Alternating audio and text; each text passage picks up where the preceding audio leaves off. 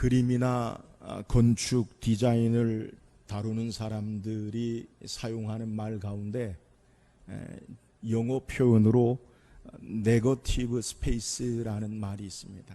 네거티브라는 말은 부정적 그런 말의 의미를 갖고, 스페이스 공간, 그러니까 부정적인 공간, 말 그대로 직역하면, 그리고 의역하면 보이지 않는 공간, 보이는 면과 보이지 않는 공간, 이런 말이에요. 그래서 네거티브 스페이스, 포지티브 스페이스, 그림이나 건축 디자인하는 그러한 분들이 사용하는 말이에요. 어떤 사물을 중심으로 보이는 면과 보이지 않는 면이 있다는 거예요. 그러니까 여러분이 지금 강대상을 보시면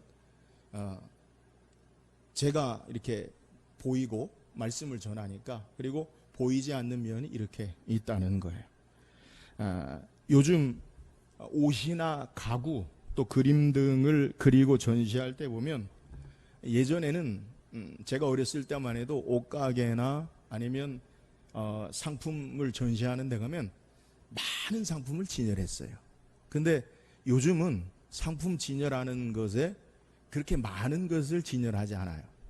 더더욱 여러분들 백화점의 명품관, 그리고 면세점의 아주 세계적인 명품관을 혹시 들어가 보시면 제품이 여러 개가 있습니까? 한두 가지만 있습니까? 안 가봐서 몰라요? 가봤으면서 한두 가지만, 그죠? 예. 이 제품이 한두 가지만 딱 있고 나머지는 공간을 그렇게 빽빽하게 채우지 아니하고 여백을 남겨두고 비워 있는 그러한 것을 볼 수 있어요. 정말 중요한 것을 위해서 다른 부분들을 비워야만 정말 돋보이고 귀한 것이 보여진다라는 거예요. 요즘 텔레비전 프로그램 가운데 보면 집을 정리해주는 프로그램이 여러 군데에서 나오는 것 같아요. 여러분, 집을 정리해주는데 가장 첫 번째가 무엇입니까? 버리는 거, 비워야 돼요. 비워야 돼요. 그러니까 공간에 대해서 정말 우리가 필요한 것과 필요하지 않은 것, 중요한 것과 중요하지 않은 것, 이것을 구분할 줄 알아야 돼요. 오늘 우리의 삶에 있어서도 우리가 정말 중요한 것을 위해서는 중요하지 않은 다른 부분들이 버려져야 해요. 우리의 삶의 모습, 정말 내가 중요한 가치를 가지고 사느냐? 아니면 잡다한 것으로, 중요하지 않은 것으로 둘러싸여서 우리의 삶이 치여 사느냐? 여러분, 이거 한번 생각해 봐야 돼요. 오늘 성경 우리에게 이렇게 쓸모없고 잡다한 것으로부터 정말 중요하고 가치 있는 귀한 것으로 채워져야 함을 우리에게 소개하고 있어요. 오늘 말씀을 통해서 우리가 버려야 할 것이 무엇이고 정말 가치 있게 중요하게 붙잡고 채워나가야 할 것이 무엇인지 말씀을 묵상하길 원해요. 우리는 에베소서를 통해 계속 말씀 묵상하는데, 에베소서 4장에서 하나님의 자녀들의 구체적인 실천적인 삶, 우리가 어떻게 하나님의 자녀로 살아야 할 것인가라는 것을 말씀 묵상하는데, 이 4장에서 첫 번째로 우리는 교회로 부르심을 받은 자들은 먼저 하나 되어야 한다라는 것을 우리가 말씀을 묵상했어요.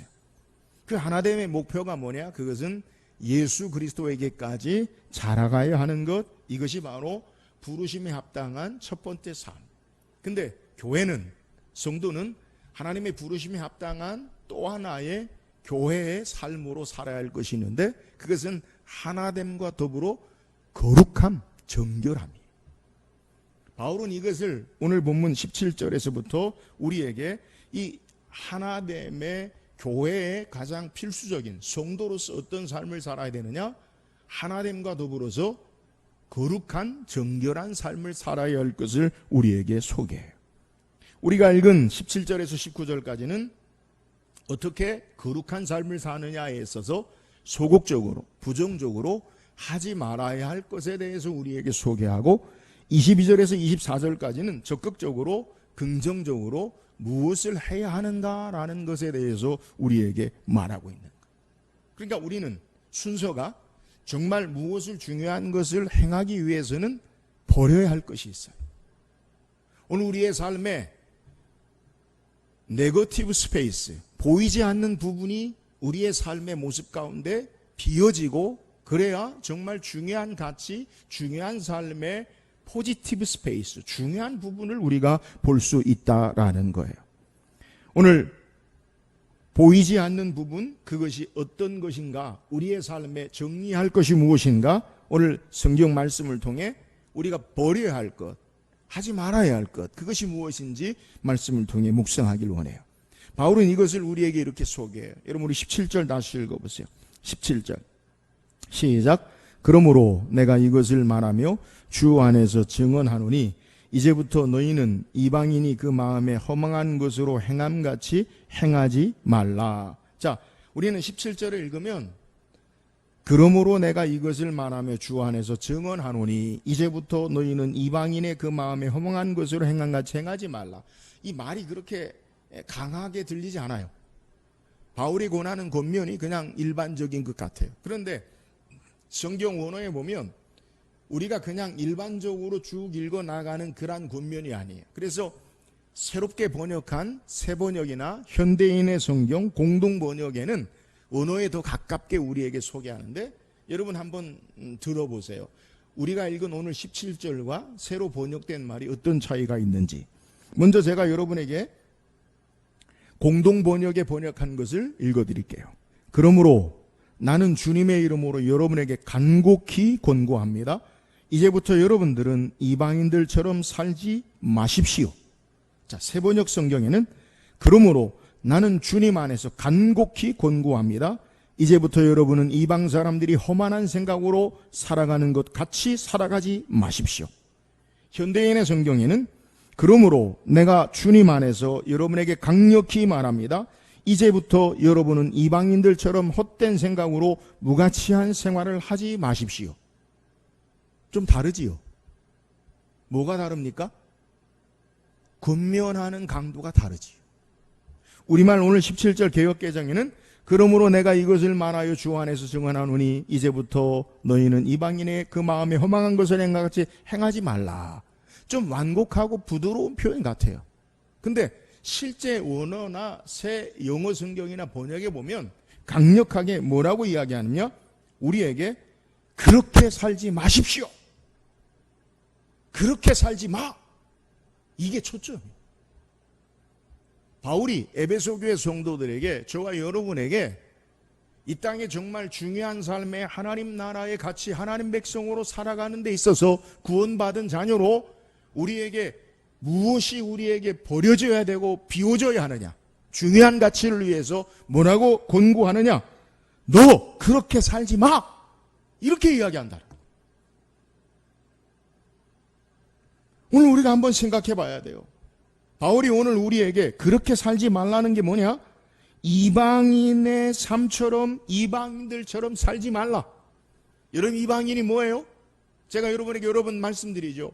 이방인이라는 것은 유대인이 아닌 이방인을 말하는 거 아니에요.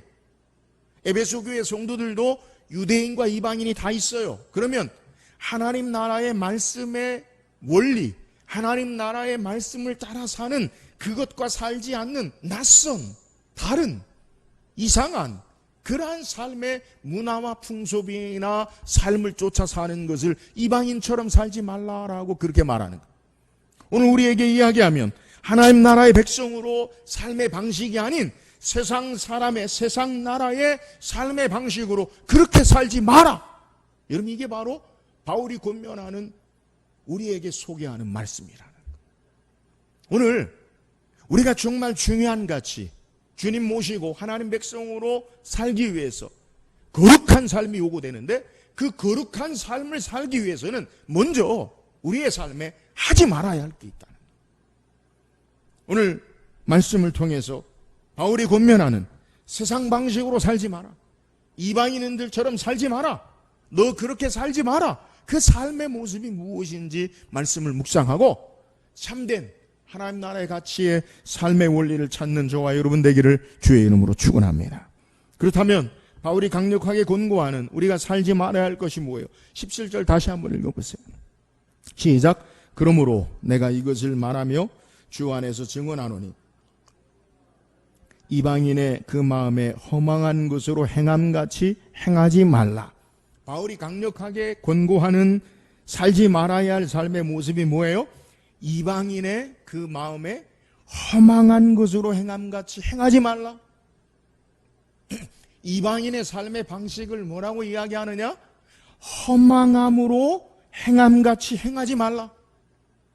그러니까 이방인들은 하나님 없는, 하나님을 섬기지 않는 자들의 삶의 모습이 뭐냐? 허망한 것으로 행하는 것처럼 사는 것을 우리에게 소개하는 거예요. 여러분, 여기서 허망함이 무엇입니까? 이것을 의역하면 목표가 없는 삶, 방향을 상실함을 우리에게 소개해요. 말 그대로 허망하다. 여러분, 허망한 게 뭐예요? 무익한 것, 공허한 것, 헛된 것, 텅 빈 것을 이야기하죠. 여러분, 헛되다. 야, 참 인생 더덥다. 헛되다. 성경에 이처럼 인생이 참 더덥다, 헛되다라고 고백한 사람이 있어요. 누굴까요? 헛되다. 누가 생각납니까? 솔로몬이 생각나죠. 그죠? 전도서에 솔로몬이 뭐라고 고백합니까? 전도서 1장 2절에 전도자가 이르되 헛되고 헛되며 헛되고 헛되니 모든 것이 헛되도다. 헛되다고 몇 번 이야기합니까? 몇 번 이야기해요? 헛되고 헛되며 헛되고 헛되니 모든 것이 헛되도다. 5번 반복하자. 솔로몬이 어떤 사람입니까? 세상의 지혜가 담을 수 없는 하나님의 지혜를 가지고 전에도 후에도 없는 부와 귀와 영광과 명성을 얻은 사람이에요. 그런데 그의 고백이 뭐냐? 전도서 1장 처음 들어가면서 헛되고 헛되고 헛되고 헛되며 헛되고 헛되니 모든 것이 헛되도다. 내가 해 아래서 수고한 모든 것이 헛되도다. 이렇게 고백해. 그러면 우린 인생을 어떻게 살아야 돼요? 성경이 말하는 것, 그것은 야, 염세주의, 모든 것이 헛되다, 더덥다, 관두자. 여러분, 이런 것으로 솔로몬이 전도서를 끝냅니까?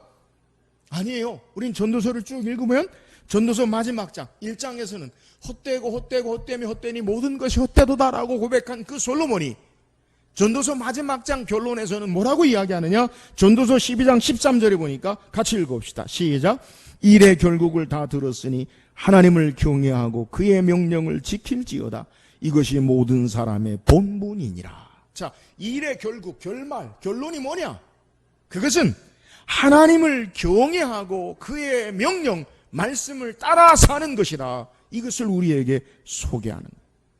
여러분, 헛된, 무익한, 공허한 이러한 삶의 세상 가운데 헛되지 않은 삶은 하나님을 경외하고 그의 말씀을 따라 지켜 사는 삶인 줄 믿으시기를 주의 이름으로 축원합니다. 우리가 헛된 삶을 살지 마라라는 것이 뭐예요? 하나님을 경외하지 아니하고 그 말씀을 따라 살지 않기 때문이다라는 것을 우리에게 소개해요. 그럼 반대로 우리의 삶이 왜 헛됩니까? 왜 허망한 삶을 삽니까? 우리의 마음이 하나님을 경외하지 않기 때문이요, 하나님의 말씀이 없기 때문에 허망하다라는 사실을 우리에게 소개하는 거예요. 바울은 다시 이것을 우리에게 왜 인생이 헛된 삶을 사느냐라는 것을 소개해요. 우리 하나님의 자녀로 헛된 삶을 살지 않아야 하는데 인생이 때로는 헛된 것처럼 보여져요. 이유가 뭡니까? 바울은 로마서 1장 21절에 그 이유를 다시 소개해요. 하나님을 알되 하나님을 영화롭게도 아니하며 감사하지도 아니하고 오히려 그 생각이 허망하여지며 미련한 마음이 어두워졌나니. 왜 우리가 마음이 헛됩니까?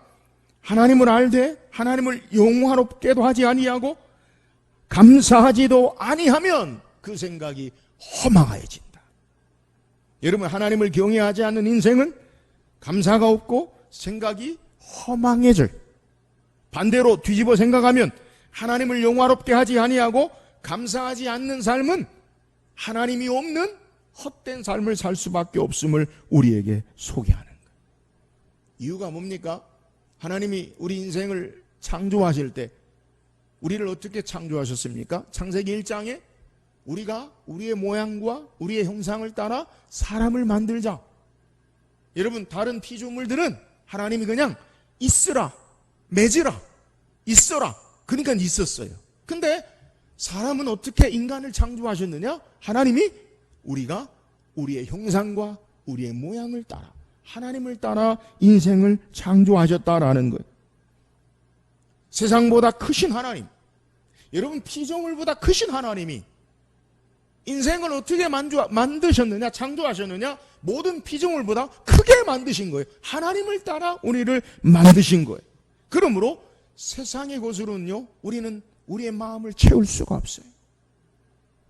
인생을 살면서 우리가 느끼는 허무함이 무엇입니까? 세상의 것으로 채우지 못하는 허무함을 우리에게 소개하는. 철학자 파스칼은 그렇게 이야기해요.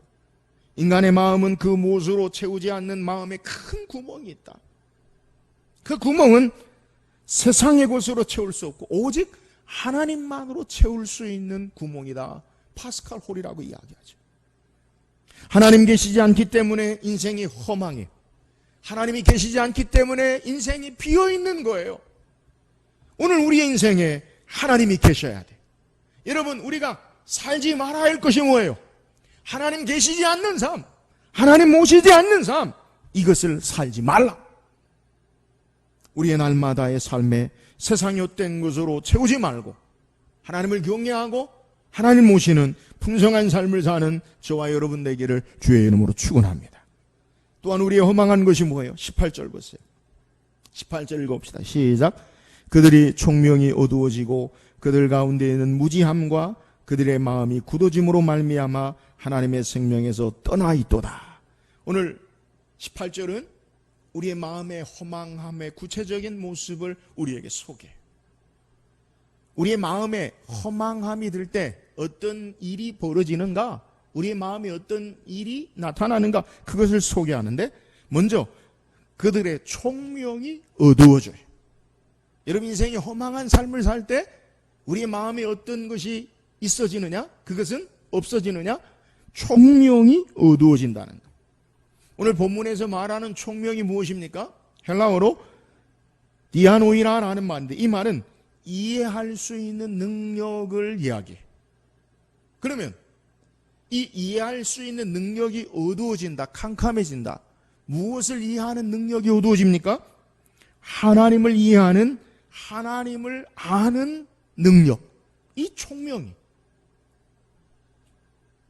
에베소 1장 8절에 보면 이는 그가 모든 지혜와 총명을 우리에게 넘치게 하사. 여러분, 우리가 구원받은 하나님의 자녀들은 어떻게 하나님의 자녀가 되었느냐?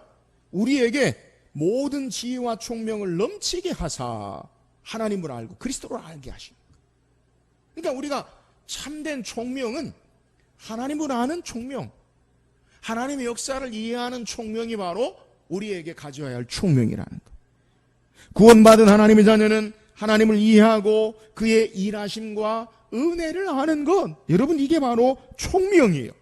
그러나 하나님 없는 그리스도 밖에 있는 사람들은 하나님을 이해하는 능력이 전혀 없어요. 인간 안에 하나님이 우리를 창조하실 때 가장 중요한, 가장 고초한적인 그러한 하나님 주신 지혜가 뭐냐? 그것은 하나님을 아는 지혜, 하나님을 이해하는 총명이에요. 그런데 타락한 인생은 이 하나님을 아는, 하나님을 이해하는 총명이 어두워진 것, 이것이 타락한 인생에 주어진 가장 심각한 타락의 죄의 결과인 것을 우리에게 소개해요. 여러분, 이 총명, 하나님을 아는 게 어두워졌어요. 하나님을 아는, 이 이해하는 총명이 어두워지면 어떻게 됩니까? 오늘 18절에 그들 가운데 무지함으로 그들의 마음이 굳어짐으로. 여러분, 하나님을 이해하지 못하는 자는 무지한 자예요. 어두워지고 무지한 자다. 아무것도 알지 못하는 자가 돼요. 무엇을 알지 못합니까? 하나님을 알지 못하니까 무지한 자다라고 소개해요. 여러분, 하나님을 알지 못하는 자들은 무지한 자라라고 성경은 이야기해요. 내가 모든 것을 다 안다 할지라도, 세상의 모든 것을 다 안다 할지라도 하나님을 알지 못하면 아무것도 알지 못하는 자예요. 내가 세상에 많은 지혜와 지식과 학문을 가졌다 할지라도 하나님을 모르면 불완전한 지식이에요. 알지 못하는 거예요. 내가 모든 것을 다 가지지 못해도 하나님을 안다면 그것은 참된 지혜, 지식을 가진 자가 되는 것. 시편 14편 1절 다윗은 말하기를 어리석은 자는 그 마음에 이르기를 하나님이 없다 하는도다. 그들은 부패하고 그 행실이 가증하며 선을 행하는 자가 없도다. 어떤 자가 어리석은 자입니까? 하나님이 없다고 하는 자. 이렇게 하나님을 알지 못하고 무지한 자가 되어지면 어떤 삶을 사느냐? 마음이 굳어진다라고 소개해요.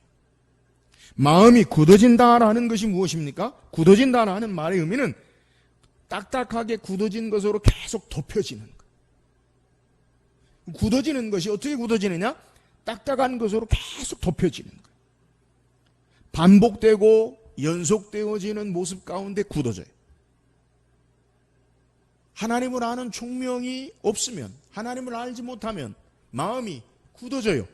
하나님을 모르면 이 세상의 삶의 모습 가운데 다른 것으로 굳어져요. 여러분, 예수님께서 비유로 말씀하실 때 마태복음 13장에 4가지 사람의 마음의 밭에 대해서 소개하죠. 천국은, 씨는 하나님 말씀, 농부는 하나님 예수님인데 그 씨를 사람의 마음의 4가지 밭에 뿌리지요. 4가지 마음의 밭에 어디 떨어집니까? 첫 번째는 길가, 두 번째는 돌밭, 세 번째는 가시떨기, 네 번째는 옥토. 4가지 밭에 하나님의 말씀이 떨어져요. 여러분, 길가가 어떤 곳입니까? 사람들이 왕래하고 말이나 당나귀나 마차가 왕래함으로 그것이 딱딱하게 굳어져요. 여러분, 굳어진 그 마음의 특징이 뭐예요? 하나님 말씀이 던져질 때 그 말씀이 땅에 파고들지 못해요. 굳어진 곳에 딱딱하게 이미 경화된 그곳에 말씀이 들어가지 못하고 새들이 와서 먹어버려요. 사탄이 그 말씀을 빼앗아버려요. 여러분, 이게 마음이 굳어진 거예요. 열매 맺지 못하는 가장 대표적인 마음의 밭이 모습이 뭐냐? 그것이 바로 길가와 같은 딱딱하게 굳어진 모습이라는 거예요. 여러분, 오늘 우리의 마음이 어떠한 상태인가 점검해 봐야 돼요. 여러분, 우리 마음이, 저와 여러분의 마음이 부드러워지기를, 옥토와 같기를 주의 이름으로 축원합니다. 내 마음이 부드러워지느냐 아니면 총명이 어두워져서 굳어졌느냐, 이것을 점검할 수 있어요. 어떻게 점검합니까? 하나님 말씀이 선포되고 들려지고 하나님 말씀을 읽을 때 그 말씀이 내 마음에 들어오고 내 마음으로 그 말씀이 자리 잡으면 여러분, 그 마음은 소망이 있는 거예요. 근데 말씀이 튕겨나가요. 말씀이 듣기 싫어져요. 이러면 문제 있어요, 여러분. 우리 자신을 점검해야 돼요. 내가 말씀을 사모하느냐? 아니면 하나님 말씀이 튕겨나가요. 듣기 싫어요. 목사님 설교하는 게 듣기 싫어요. 왜 맨날 저러세요? 마음이 닫혀버려, 굳어져요. 이런, 이게 바로 마음이 허망하여짐으로 총명이 어두워지고 굳어진 상태의 힘을 우리에게 소개하는 거예요. 그렇게 굳어지는 결정적인 이유가 뭡니까? 18절 하반절에 하나님의 생명에서 떠나 있도다. 왜 그럽니까? 하나님과 내가 분리되어 있기 때문에 그래요. 하나님의 생명에서 떠나 있도다. 하나님의 생명에서 떠나 있는 게 뭐예요? 예수님은 우리에게 요한복음 14장 6절에 말씀하시기를, 예수께서 이르시되 내가 곧 길이요 진리요 생명이니 나로 말미암지 않고는 아버지께로 올 자가 없느니라. 예수님이 생명이세요. 내가 생명이다. 생명 자체가 되세요. 그리고 요한복음 15장 5절에 나는 포도나무요 너희는 가지라. 그가 내 안에 내가 그 안에 거하면 사람이 열매를 많이 맺나니 나를 떠나서는 너희가 아무것도 할 수 없음이라. 생명 대신 주님의 포도나무에 가지인 우리가 연합하여 있을 때에, 주님과 함께 있을 때에 열매 맺는데, 가지가 생명에서 떠나 있으면, 분리되면 그건요 죽는 거예요. 참 생명이신 예수님께 떨어져 있으면 우리의 총명이 어두워지고 마음이 굳어지고 하나님을 알지 못하는 자가 되는 거예요. 하나님의 생명에서 떠난 자들의 모습이 바로 여기 있음을 우리에게 소개하는 거예요. 결국 반대로 우리가 총명이 어두워지지 아니하고 무지하지 아니하고 마음이 굳어지지 않기 위해서는 어떻게 합니까? 주의 생명에 연합한 삶을 살아야 돼. 예수 생명에 연합한 삶을 살아야 돼. 여러분 기억하세요. 생명은 붙였다 떨어졌다 하는 게 아니에요. 그죠? 우리 생명은 붙였다 떨어졌다 하는 게 아니라고요. 호흡이 끊어지면 끝이에요. 여러분 이걸 생각해야 돼요. 예수님과 우리와의 관계. 붙였다 떨어졌다 하지 마세요. 죽은 거예요. 정말 중요하게 예수님과 날마다 함께 주님 안에 예수 생명에 접붙임되어서 예수 생명의 삶으로 우리의 마음에 하나님을 아는 지혜와 우리의 마음이 부드러워짐으로 열매 맺는 참된 생명의 삶을 사는 저와 여러분 되기를 주의 이름으로 축원합니다. 계속해서 우리에게 행동의 헌망함을 소개. 여러분 19절 읽어보세요. 19절입니다. 시작. 그들이 감각 없는 자가 되어 자신을 방탕에 방임하여 모든 더러운 것을 욕심으로 행하되. 여러분 하나님의 생명에서 떠나 마음이 굳어지고 총명이 어두워지고 무지한 자들의 삶의 모습이 내적이라면 외적으로 그들의 행동이 어떻게 나타나느냐? 그들이 감각 없는 자가 돼요. 첫 번째, 하나님의 생명에 떠난 자는 어떤 삶을 사느냐? 감각 없는 자가 돼요. 이 본문의 감각 없는 자라는 것은 성경에서 헬라 원어로 에베소서 4장에 유일하게 딱 한 번 사용하는 단어예요. 근데 이 감각 없는 자의 의미가 뭐냐? 헬라어로 아펠게코테스라는 말인데 이 말은 고통을 느끼지 못하는, 양심의 가책을 전혀 느끼지 못하는 상태를 우리에게 소개해. 하나님의 생명에서 떠난 자, 하나님을 알지 못하고 이해하지 못하고 은혜를 알지 못하고 하나님 말씀에 굳어진 자, 그들은 어떤 삶을 사느냐? 그들은 감각 없는 자가 돼요. 양심의 가책, 전혀 고통을 느끼지 못하는 상태를 우리에게 소개해요. 여러분, 오늘을 사는 저와 여러분의 현대사회의 특징이 무엇입니까? 그것은 부끄러움을 모르는 세대예요. 부끄러움을 몰라요. 부끄러운 것을 오히려 자랑해요. 잘못된 것을 행하고도 당당해요. 이 사회가 잘못된 것을 행하고도 부끄러워하지 아니하고 당당해요. 여러분, 소위 오늘날 성문화에 남성과 여성은 없고 오직 성만 있다, 그렇게 이야기해요. 여성 인권을 내세우면서 그렇게 이야기해요. 남성과 여성이 중요한 게 아니다, 성만 있다, 그렇게 이야기해요. 그리고 자신을 드러낸다고 커밍아웃이라고 공개적으로 자랑해요. 부끄러운 것이 오히려 용기 있는 것으로 포장되고 자랑스러운 세상이 되어버리고 말았어요. 여러분, 죄에 대해서요, 부끄러워할 줄 알아야 돼. 여기에 소망이 있어요.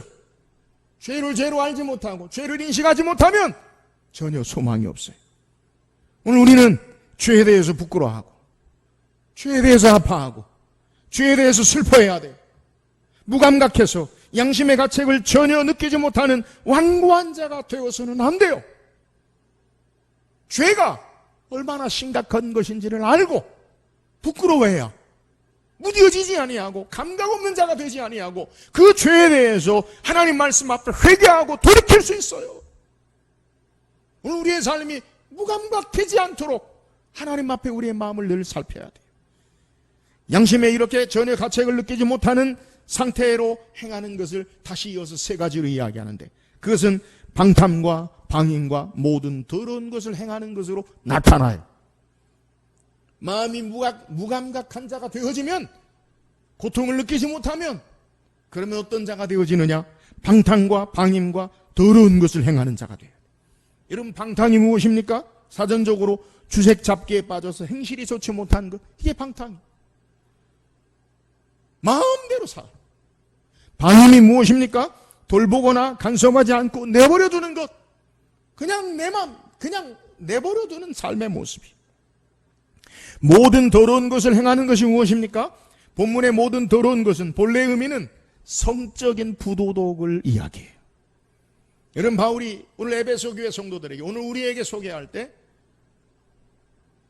마음이 허망한 자의 외적인 모습, 내적인 모습은 하나님이 없음으로 말미암아 마음이 굳어지고 무지하고 총명이 어두워진 자가 되어지면 어떤 삶을 떠느냐? 하나님 생명에서 떠나 있는 자는 무감각한 자가 돼요.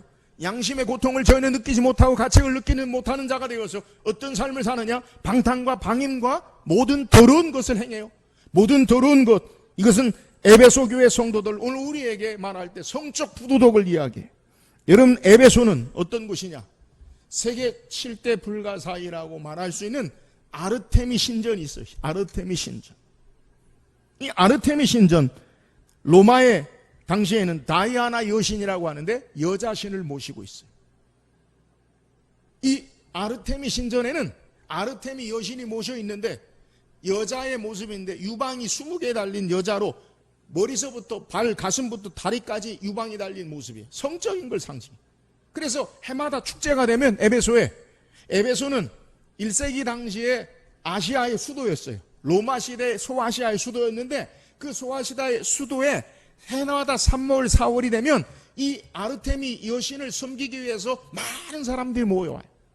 그리고 그 신전에 아르테미 신전의 여신에게 신전에 제사를 하고 그 이유가 제사를 하고 난 제사의 의식이 뭐냐? 제사의 의식 가운데 남자와 여자가 다 성적으로 문란한 생활을 하는 것, 그게 아르테미 신전을 섬기는 거예요. 에베소가 그런 시대, 그런 모습이었어요. 남자나 여자나 누구나 할 것 없이 결혼한 자나 결혼하지 않은 자나 남자는 남자끼리 여자는 여자끼리 성적으로 말할 수 없는 부도덕을 행하는 부정한 타락한 모습이 에베소의 모습이었어요.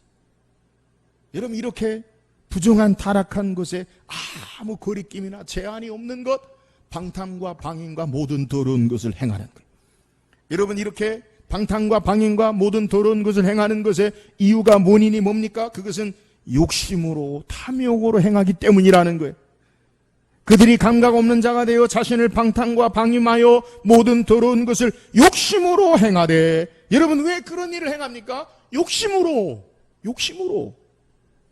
방탕과 방임과 모든 더러운 것을 행하는 이유가 뭐냐? 욕심으로 탐욕으로 행하기 때문에 그런다. 욕심이 무엇입니까? 자기 분수에 넘치게 무엇을 탐내거나 누리려고 하는 마음이 욕심이에요. 자기 분수를 넘어가는 거예요. 여러분, 이런 모습, 탐욕으로 행하는 공통점이 무엇이냐? 그것은요, 한계가 없어요. 제한이 없어요.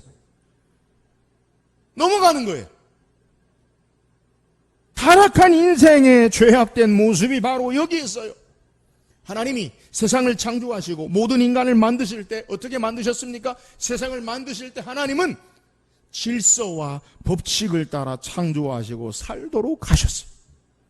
바다와 무태 경계를 하나님이 정하셨어요. 여러분, 바다의 경계가 넘어가면 어떻게 돼요? 우리 동일본 대지진 때 쓰나미 얼마나 무서운 거 봤잖아요. 그죠? 한계가 넘어가면요, 그렇게 되는 거예요. 하나님은 모든 자연과 인생에게 법칙과 한계와 질서를 따라 창조하셨어요. 한계를 넘어가면 위험과 죽음이 기다려요. 하나님은 인간에게도 한계와 법칙과 질서를 주셨어요. 어떻게 해요? 동산에 있는 모든 열매는 너가 자유롭게 먹되 선악을 알게 하는 열매는 먹지 말라. 먹는 날에는 반드시 죽으리라. 하나님 인생을 창조하실 때 말씀의 한계와 질서와 법칙을 주시고 그 안에서 영생을, 생명을 누리도록 우리를 창조하신 거예요. 그러나 타락한 인생은 하나님의 질서와 법칙과 한계를 넘어가요. 욕심과 탐욕으로 악의 악을 더하고 죄의 죄를 더해요. 혼돈과 무질서와 깊은 타락을 삶을 사는 것, 이것이 바로 인생이 욕심에 이끌려 하나님 없는 인생의 모습인 것을 우리에게 소개해. 하나님을 경외하지 아니하고 하나님 없는, 하나님을 주인 삼지 않는 인생은 폭주하는 기관차처럼, 브레이크 없는 열차처럼 죄를 향해 달려가고 사망으로 달려가는 인생들임을 우리에게 소개하는 거예요. 여러분, 오늘 바울이 우리에게 강력하게 권고하는 17절, 이런 삶을 살지 마라! 옛사람의 삶의 모습을 살지 마십시오라고 우리에게 강력하게 권고하는 것. 예수 믿고 구원받은 자들도 우리의 죄의 욕심을 따라 사는 것, 여러분, 그건 바른 신앙의 모습이 아니에요. 우리가 예수 믿고 신앙해도 여전히 죄의 모습을 따라 사는 것, 그것은 하나님의 자녀의 모습이 아니라는 거예요. 너 그렇게 살지 마라. 에베소 교회 성도들에게, 오늘 저와 여러분에게 다시 한번 경고하는 것. 옛 모습의 죄악의 모습으로 하나님 없는 인생으로 살지 말라라고 소개하는 것. 우리는 전에 행하던 대로 익숙한 모습의 습관을 따라 죄가 죄인 것으로 알지 못하고 세상이 다 그렇게 사는데라고 우리의 삶이 사는 경향이 있어요. 여러분, 그렇게 살지 말라는 거예요. 오늘 우리는 하나님의 말씀을 따라 살아야 돼요. 돌이켜야 돼요. 우리가 살면서 참 무서운 게 뭡니까? 습관이에요, 습관. 세상의 관습, 세상의 가치, 그것이 우리의 습관이 되어서 우리의 삶을 살아요. 근데 이 습관이 하루아침에 고쳐지지 않아요. 그잖아요. 오랜 세월 동안 축적된 거라. 습관. 가장 힘든 게 뭡니까? 건강을 위해서 살을 빼야 되는데 기존의 습관 때문에 계속해서 살이 계속 찌는 거예요. 참 힘들어. 삶의 습관. 여러분, 이 습관을 바꿀 수 있는 정말 어떻게 바꿀 수 있느냐? 일반적으로 우리 의지대로 잘 안 돼요. 그잖아요. 의지대로 잘 안 돼요, 습관이. 근데 정말 습관을 바꿀 수 있는 방법이 있어요. 그것은 목표와 목적이 달라지면 바뀌어져요. 목표와 목적이 달라지면 바뀌어져요. 내 삶의 목표, 목적이 무엇인가 분명하면 그것은 바뀌어져요. 내가 주인이 아닌 예수 그리스도가 주인 되시는 삶을 살면, 하나님 나라 영광을 위한 삶의 가치를 살면, 그러면 내 습관이 바뀌어질 수 있어요. 기도하는 습관, 성경 말씀을 따라 사는 습관, 하나님을 예배하는 습관, 하나님 영광을 위한 습관, 이것이 바뀔 수 있어요. 그래서 바울은 고린도서 10장 31절에 그런즉 너희가 먹든지 마시든지 무엇을 하든지 다 하나님의 영광을 위하여 하라. 우리의 삶의 목표가 하나님 영광, 하나님 나라. 그러면요, 삶의 습관이 바뀌어질 수 있어요. 아니, 하루아침에 바뀌어지지 않는다 할지라도 믿음의 사람들은 조금씩 하루에 한 가지라도, 하루에 하나님 말씀 앞에 한 가지라도 순종하고 아파하고 말씀을 따라 사는 그 습관, 그것이 바로 우리의 삶을 하나님 앞에 바른 신앙의 삶으로 살게 하는 것을 우리에게 소개하는 거예요. 사랑하는 여러분, 우리의 욕심을 따라 살지 말고 우리가 먹든지 마시든지 무엇을 하든지 하나님 영광을 위하여 하나님 영광을 드러내는 거룩한 삶을 살 수 있는 저와 여러분 될 수 있기를 주의 이름으로 축원합니다. 오늘 성경 우리에게 옛사람으로 살지 말 것을 소개해요. 정말 중요한 것을 위해서 우리가 버려야 할 것이 무엇인지 그것을 우리에게 소개해요. 강력하게 그렇게 살지 마십시오. 옛사람으로 살지 마십시오. 그게 뭐예요? 마음에 허망한 것으로 살지 말라는 거예요. 왜 마음이 허망합니까? 하나님을 경외하지 않으니까. 하나님을 알되 하나님을 영화롭게도 아니하고 하나님을 앞에 감사하지도 않으니까 허망한 삶을 사는 거예요. 그 허망한 삶의 마음의 내적인 삶의 상태가 어떤 모습이에요? 여러분, 우리의 마음에 허망한 삶을 살면 하나님을 아는 이에 총명이 어두워지고 무지하고 마음이 굳어져요. 말씀 받지 않아요. 하나님 생명에서 떠나 있기 때문에. 참 생명 대신 예수 그리스도, 생명을 떠나면 죽는 거예요. 예수 안에 예수님과 함께 사는 자가 되기를 주의 이름으로 축원합니다. 허망한 삶의 외적인 모습이 뭐예요? 우리의 허망한 삶의 외적인 모습은 감각 없는 자가 되어져요. 양심의 가책 고통을 느끼지 못해요. 그래서 방탕과 방임과 그리고 모든 더러운 것을 행해요. 왜요? 욕심에, 탐욕에 이끌려서. 우리는 우리의 욕심을 따라 사는 자가 아니에요. 하나님의 말씀과 하나님의 질서와 하나님의 법칙을 따라 하나님을 따라 사는 자가 되어져야 돼. 무엇을 하든지 어떤 일을 하든지 하나님의 영광을 위해서 사는 자가 되어짐으로 말미암아 이 땅에 참된 하나님의 거룩한 백성, 정결한 백성으로 사는 저와 여러분 되기를 주의 이름으로 축원합니다. 기도하겠습니다.